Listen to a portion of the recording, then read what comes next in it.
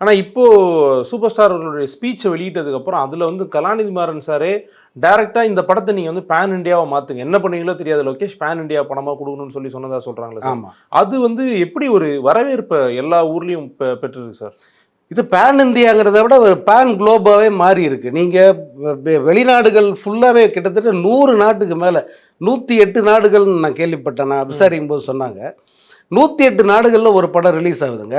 நீங்கள் வார் எவ்வளோ தேட்டரில் ரிலீஸ் பண்ணுறாங்க இந்தியாவில் முக்கியம் இல்லை. நீங்கள் வேர்ல்டு வைடு ரிலீஸ்ன்னு பார்த்தீங்கன்னா வார் 2 வந்து யூஎஸ்ஸு அல்லது இன்னும் சில நாடுகளில் தான் அது பிரதானமாக ரிலீஸ் ஆகுது. மற்ற இடங்களில் அந்த படத்தை பற்றிய பேச்சு எதுவும் இல்லை. ஆனால் கூலிங்கிறது அப்படி இல்லை. Almost every nook and corner of the world வந்து இந்த படத்தை பற்றிய டாக் இருக்குது. வெளிநாட்டு ஊடகங்களில் பெருமளவு செய்தி வந்து இந்த படத்தை பற்றி வருது. அது அவங்களுக்கு ஒரு பெரிய ஆச்சரியம். ஒரு ரீஜனல் லாங்குவேஜ் ஃபிலிம் இது. இது வந்து தமிழ் தான் பிரதானமானது, ஹிந்தி மற்றதில் டப்புடு வெர்ஷன் தான். இந்த ஒரு ரீஜனல் லாங்குவேஜ் படம் வந்து ஒரு வெளிநாட்டில் இவ்வளோ தியேட்டரில் வந்து வரப்போகுது. அதுவும் குறிப்பாக இதோட தெலுங்கு வெர்ஷனுக்கு வந்து அமெரிக்காவில் மிகப்பெரிய ஒரு வரவேற்பு. தியேட்டர்ஸ் வந்து அவ்வளோ புக் பண்ணியிருக்காங்க.